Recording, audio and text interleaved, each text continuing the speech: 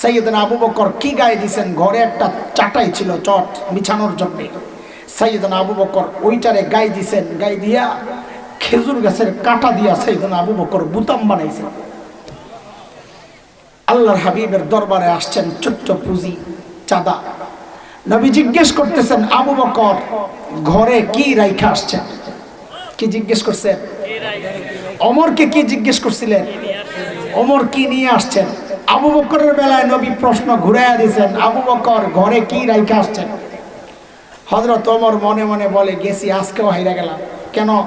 নবী আমাকে যা জিজ্ঞেস করছে আবু বকরের ওইটা জিজ্ঞেস করলেই তো আমি জিতি। পোটলা তো আমারটা বড়, একটা ছোট। যদি জিজ্ঞেস করতে আবু বকর কি আনছেন, দেখেন না আনছি ছোট পোটলা, আমারটা তো একটু বড় পোটলা। কিন্তু নবী জিজ্ঞেস করলেন ঘরে রাখছেন কি? তা আমি তো অর্ধেক রাইখে আসছি, এই বেড়া কিছু রাইখে আসছে বলে মনে হয় না। আবু বকর কি জবাব দিলেন? কি আনছেন, কি রাইখে আসছেন, কি জবাব দিলেন? আরে দোস্ত, আবু বকরের জবাবটা একটু পরে শোনেন। আবু বকরের ছোট্ট মেয়ে হযরতে আসমার জবাবটা একটু শুনেন। কি পরিবার! আল্লাহু আকবার! কি পরিবার আল্লাহ বানাইছে। ছোট্ট আসমা 8 বছর বয়স। আবু বকর নবীর সাথে হিজরত করে মদিনার পথে, সাথে তো সোনা মুদ্রা টাকা পয়সা যা আছে সব নিয়ে নিছে। আবু বকরের বাবা হযরতে আবু কুহাফা রাদিয়াল্লাহু তাআলা আনহু তখনও মুসলমান হন নাই। তিনি মুসলমান হয়েছেন মক্কা বিজয়ের দিন। আবু বকরের সাথে সম্পর্ক নষ্ট, ছেলে মুসলমান হয়ে গেছে, এই জন্য খোঁজ খবর লয় না। কিন্তু যেই ছেলে চলে গেছে এখন ভিতরে একটু পোড়াইতেছে, ওই যে ঘরে নাতিপুতি আছে, কাহারে এগুলো তো মনে না খায়া মরতেছে, আমার পোলা তো মনে হয় না কিচ্ছু রাইখা গেছে। এই জন্য হযরত আবু কুহাফা আসছেন খবর নেওয়ার জন্য যে ঘরে কিছু রাইখা গেছে। তো হযরত আসমাকে ডাক দিছেন, দাদু ভাই ঘরে তো মনে হয় কিচ্ছু নাই, আম্মুকে জিজ্ঞেস করো কি লাগবে। হযরত আসমা জবাব দিচ্ছেন, দাদু ভাই আপনি টেনশন করেন না, দাদু ভাই আপনি টেনশন করেন না, আব্বা যাওয়ার সময় ঘরে যথেষ্ট পরিমাণ রেখে গেছে। আবু কুহাফা চলে গেছে।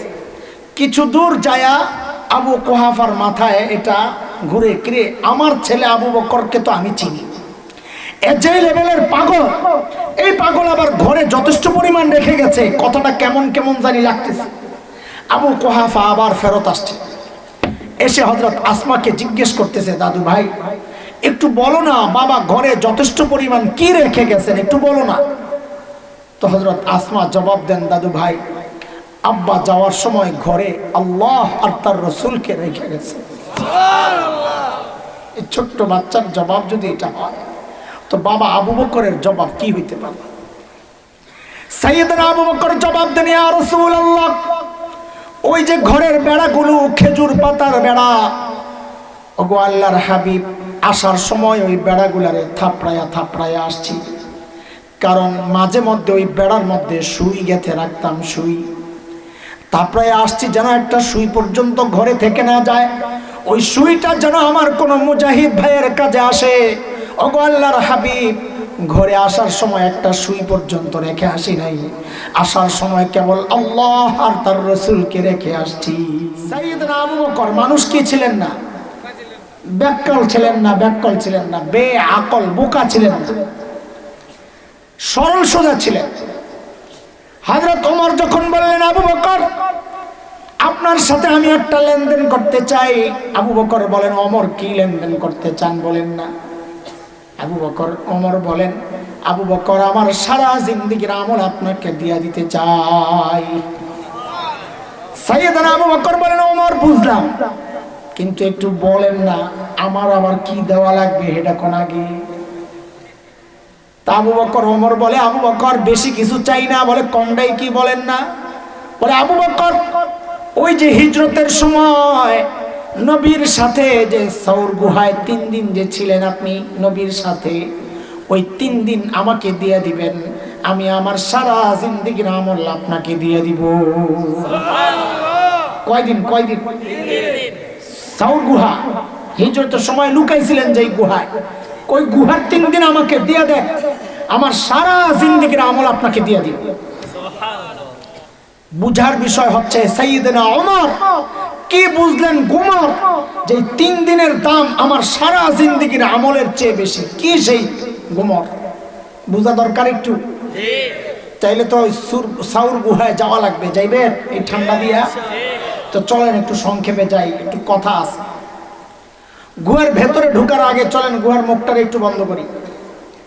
আপনারা তো কত ওয়াজ শোনেন, আজকে ওয়াজের পরীক্ষা হবে, দেখি কি মুখস্থ রাখছেন। বলেন তো গুহার মুখের মধ্যে কে কে বাসা বানাইছিল? মাশাআল্লাহ, ওয়াজ তো মনে আছে, দেখা যায় কবুতর আর। আচ্ছা, এইবার এই যে মাদ্রাসার পক্ষ থেকে সঠিক উত্তরদাতার জন্য পুরস্কার আছে, সেটা হলো বলেন তো কবুতরের ডিম পারছে কয়টা? সঠিক উত্তরদাতা যে তারে পুরস্কার দেওয়া হবে। যে পারেন কোন কয়টা? মাশাআল্লাহ, একটা পাওয়া গেল। আর আসেনি কোনো মতামত? দুইটা। কিরে ভাই, দুইটার মধ্যে কি ঐক্যমত হয়ে যাইতেছে? দেখা যায় দুইটা, আর ভিন্ন কোনো মত নাই। হাই হাই হাই, তাহলে তো পুরস্কার পাইবেন না আপনারা, তো সঠিক উত্তর হয় নাই। তিনটা, ওই একজন পাওয়া গেছে তিনটা, তার মানে পুরস্কার পাইবেন এটা না, মানে আরেকটা মত পাওয়া গেছে। আর আসেনি কোনো মত? অনেকে পাঁচটাও আছে, আন্দাজি কইল আর কি, যদি লেগে যায়। অনেকে মনে মনে ভাবতেছেন কি যে নবীর সাথে সংশ্লিষ্ট একটা গল্প নিয়ে হুজুর তামাশা করতেছে। হ্যাঁ ভাই, তামাশাই করতেছে। কেন জানেন? কারণ মুহাদ্দিসরা বলেছেন কবুতরের গল্পটা জাল, বানোয়াট, মিথ্যা কথা। আপনাকে শুনতে আমি জানি খারাপ লাগছে, সারা জীবন হইনে আইলাম এই মৌলবী কি কয়। হ্যাঁ, এই মৌলবী যা কয় তা হাকিক করেই কয়। আপনি যা তালাশ করে দেখেন হাদিসের কিতাবে, পাননি কোথাও। এখন তো ইন্টারনেট সহজ হয়ে গেছে, আপনি যা সার্চ দেন যায় কবুতরের গল্প, দেখবেন তারা সব লিখে দিবে। ওয়াকিয়াত হামামা লিখে দেন ফি গাওরে সৌর, যারা আরবি জানে লিখবেন ওয়াকিয়াত হামামা ফি গাওরে সৌর, তো দেখবেন কি লেখছে তারা। মুহাদ্দিসদের বক্তব্য হচ্ছে এটা জাল, বানোয়াট, মিথ্যা কথা, অথচ আমরা ডিম গুনি বয়ে বয়ে, আজ কবুতরই নাই। দোষ আপনাদের না, আমাদের দোষ। এই ওয়াজ তো আমরাই করছি।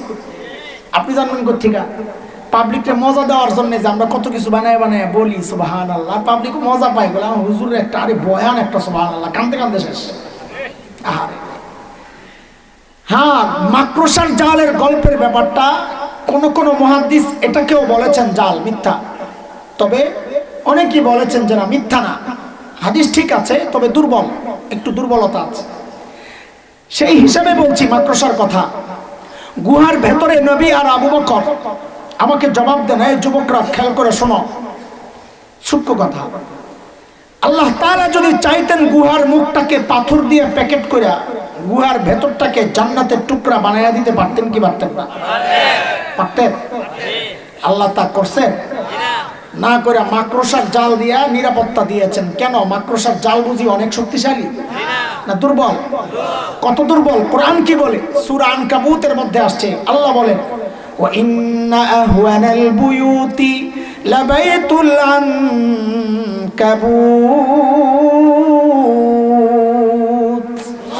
জগতের সবচাইতে দুর্বল ঘরের নাম হচ্ছে মাকড়সার ঘর, কোরআনের কথা। তাহলে দুর্বল ঘর দিয়া নবী আর আবু বকরকে নিরাপত্তা দিলেন কেন? ও মুসলমান শুনো, শুনো, আল্লাহ জগৎবাসীকে দেখায়া দিচ্ছেন, এরে আমার বান্দারা দেখ, আমি যদি আমার দ্বীনকে বাঁচাতে চাই তো আমার লাখো পুলিশ লাগে না, সেনা লাগে না, যুদ্ধ বিমান লাগে না, সাবমেরিন লাগে না, ট্যাঙ্ক কামান লাগে না, পারমাণবিক অস্ত্র লাগে না। আমি আমার দ্বীনকে বাঁচাতে চাইলে আমি মাকড়সার জাল দিয়েই বাঁচাইয়া দিতে পারি। দরকার আবু বকরের ঈমান, দরকার তুমি ঈমান ঠিক করো, তোমার অস্ত্র লাগবে না, আমি অস্ত্র দিব, আমি বাঁচাইয়া দেব, ওয়াদা কার? ছোট্ট একটা ঘটনা শোনাই আপনাদেরকে, ছোট্ট প্রাসঙ্গিক, অপ্রাসঙ্গিক টাইম পাস করার গল্প আমাদের নাই। শেখ উমর মুখতার, লিবিয়ার এই শতাব্দীর বিখ্যাত বীর, বিপ্লবী, স্বাধীনতাকামী, দখলদারদের বিরুদ্ধে সশস্ত্র লড়াই করতেছিলেন মুজাহিদ। দখলদাররা সিদ্ধান্ত নিল বম্বিং করে গোটা এলাকা তছনছ করে দিবে। একজন এসে বলতেছে, হযরত এলাকা ছাড়ে। বলে কেন? বলে আমাদের কাছে তো বিমান বিধ্বংসী অস্ত্র নাই, আমরা তো সব মারা পড়বো, চলেন পালাই। শেখ ওমর মুখতার এক বিপ্লবী জবাব দিয়েছেন, ঈমান দীপ্ত জবাব, পাল্টা প্রশ্ন করে। কি প্রশ্ন করেছেন? বলে আজীব প্রশ্ন করেছেন। বলে আচ্ছা ওদের বোমারু বিমানগুলো কি অনেক শক্তিশালী? তো বলে হ্যাঁ অনেক শক্তিশালী। তো বলে কত শক্তিশালী বলো তো?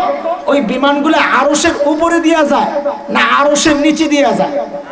কি কর না কোন আপনি, কই আরশ, কই সাত আসমান, কোথায় মহাশূন্য, এর কত নিচে দিয়ে এই বিমানগুলো যায়?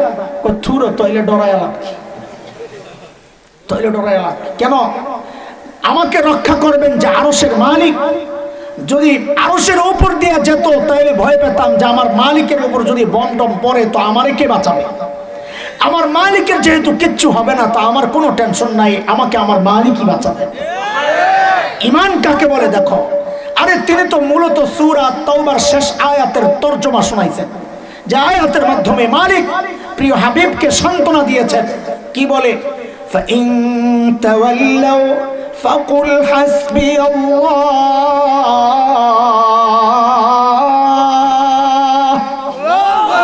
লা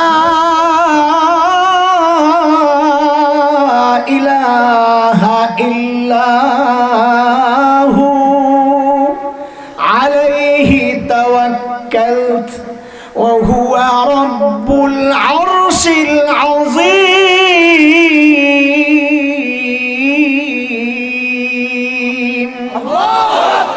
নবী আপনি দুনিয়াবাসীকে জানায় দেন, কেউ যদি আমাকে সহযোগিতা না করে দরকার নাই আমার, কারণ আমার জন্য আমার আল্লাহ যথেষ্ট। তিনি ছাড়া কোনো মাবুদ নাই, তার ক্ষমতা জানো, তিনি আরশে আজিমের মালিক। এরে দোস্ত, যার মালিক আরশে আজিমের মালিক তাদের কোনো পরাজয় নাই, এটাই ইতিহাস। নমরুদের মালিক ছিল না, নমরুদ পরাজিত হয়েছে। ফেরাউনের মালিক ছিল না, ফেরাউন পরাজিত হয়েছে। খলিল ইব্রাহিমের মালিক ছিল, খলিল জিতে গেছেন। মুসা আলাইহিস সালামের মালিক ছিল, মুসা আলাইহিস সালাম জিতে গেছেন। বিলাল হাবশীদের মালিক ছিল, বিলাল হাবশীরা জিতে গেছেন। আজকে হযরত উলামায়ে কেরাম তাওহীদের কথা বলার কারণে এক শ্রেণীর মানুষ তাদেরকে মারতে আসে। ও মানুষ, তুমি কোন দল করো? ও মুসলমান, কাকে ভোট দাও আমার জানার দরকার নাই। যদি আলেমদের সাথে তাওহীদ বিষয়ে সঙ্গ না দাও, দরকার নাই তোমাদের সহযোগিতা। যাদের মালিক আছে তাদের পরাজয় নাই। শিরকের পক্ষে যারা থাকবে তারা নিশ্চিহ্ন হয়ে যাবে, ধ্বংস হয়ে যাবে, পরাজিত হয়ে যাবে ইনশাআল্লাহ।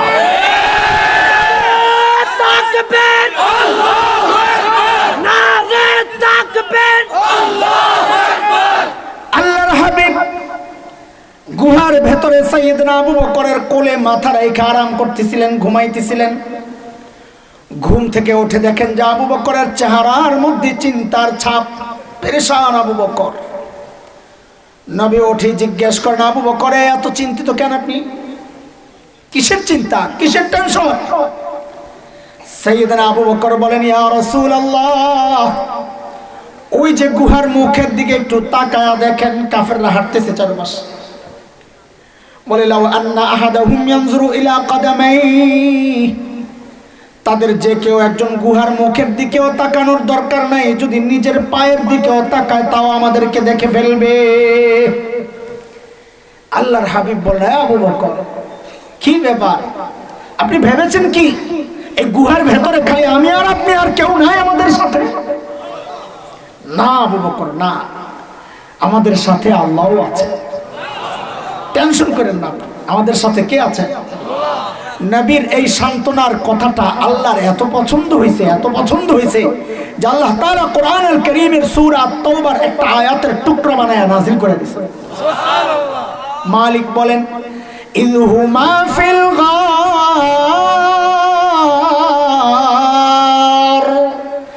ইয ইয়াকুলু লিসাহিবিহি লা তাহজান ইন্নাল্লাহা মা'ানা।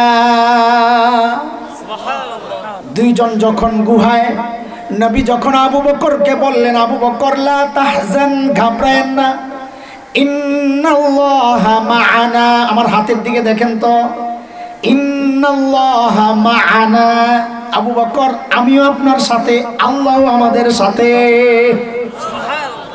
হযরত ওমর বুঝছেন গোমর এই জায়গায় একটু সূক্ষ্ম কথা, মনোযোগ থাকলে বুঝবেন, নাইলে বুঝবেন না। এই টাইমে সূক্ষ্ম কথা বলা ঠিক হইলো কিনা আমি বুঝতেছি না। একটু বুঝলে মজা পাবেন ইনশাআল্লাহ, আলেমরা বুঝে যাবে। ওমর খাইছে রে খাইছে, আবু বকর কই চইলা গেল, ধরা ছোড়া হইল কেন?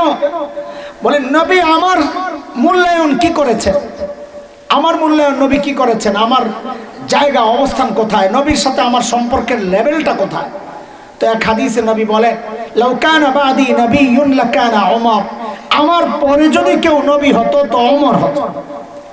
আমার না সাথে কি বলছেন নবী?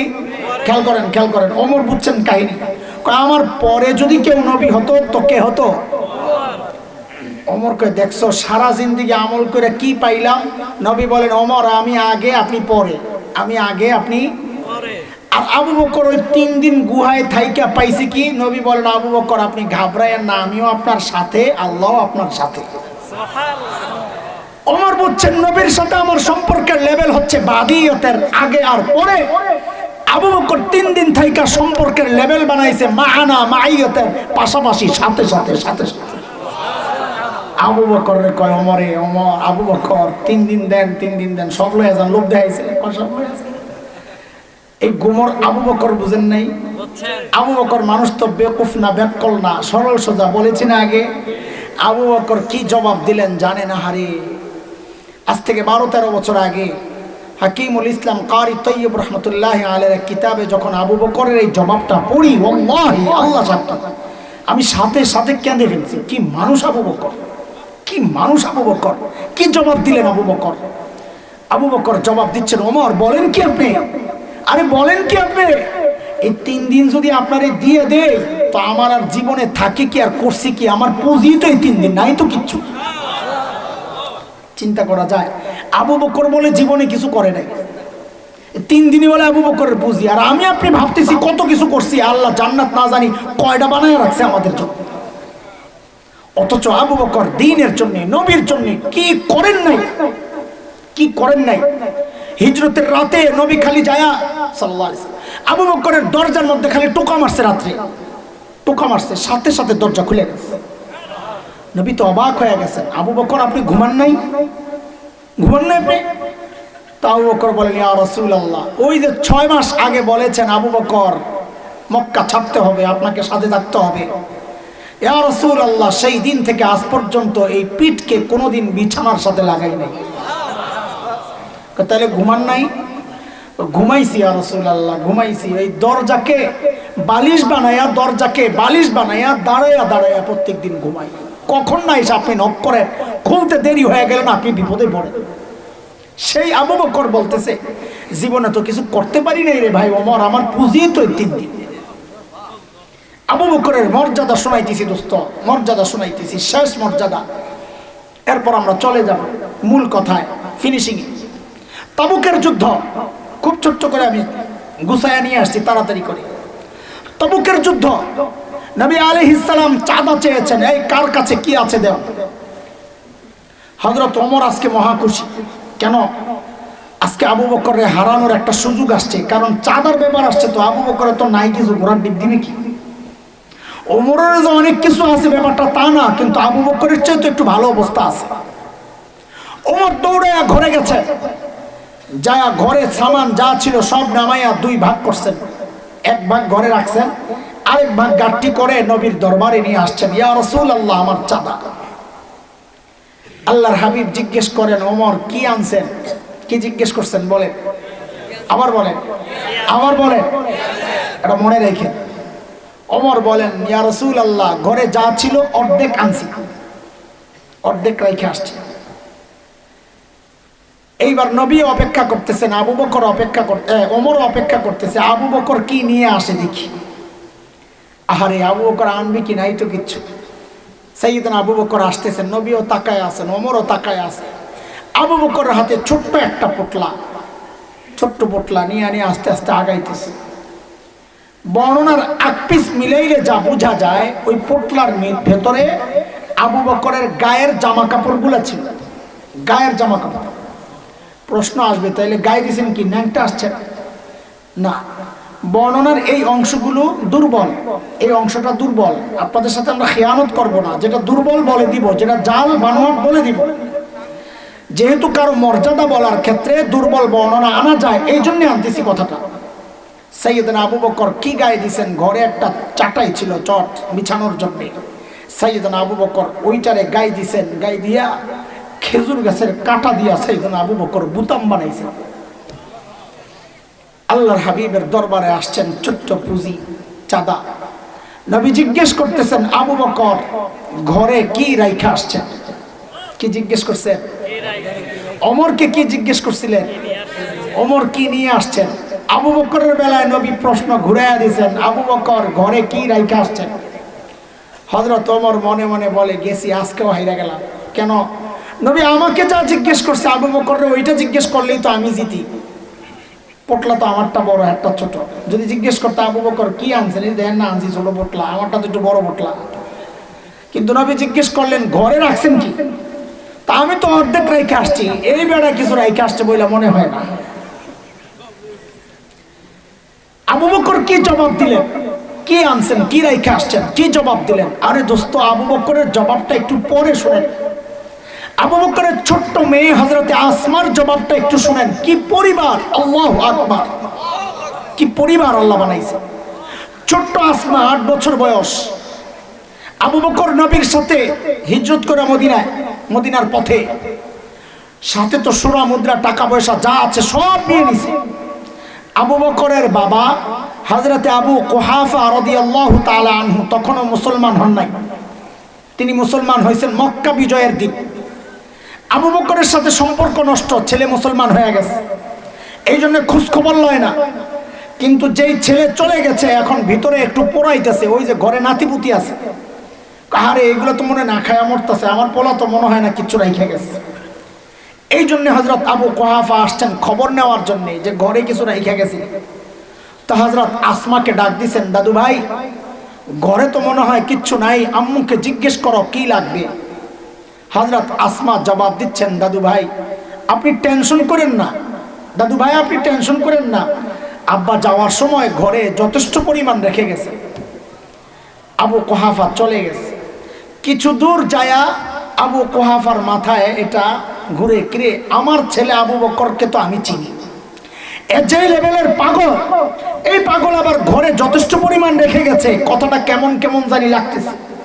আবু কুহাফা আবার ফেরত আসছে, এসে হযরত আসমাকে জিজ্ঞেস করতেছে, দাদু ভাই একটু বলো না বাবা ঘরে যথেষ্ট পরিমাণ কি রেখে গেছেন, একটু বলো না। তো হযরত আসমা জবাব দেন, দাদু ভাই আব্বা যাওয়ার সময় ঘরে আল্লাহ আর তার রাসূলকে রেখে গেছে। এই ছোট্ট বাচ্চার জবাব যদি এটা হয়, তো বাবা আবু বকরের জবাব কি হইতে পারে? সাইয়েদনা আবু বকর জবাব দেন, ইয়া রাসূলুল্লাহ ওই যে ঘরের বেড়াগুলো খেজুর পাতার বেড়া, ওগো আল্লাহর হাবিব আসার সময় ওই বেড়াগুলারে থাপড়ায়া আসছি, কারণ মাঝে মধ্যে ওই বেড়ার মধ্যে সুই গেঁথে রাখতাম, সুই থাপড়ায়া আসছি যেন একটা সুই পর্যন্ত ঘরে থেকে না যায়, ওই সুইটা যেন আমার কোনো মুজাহিদ ভাইয়ের কাজে আসে।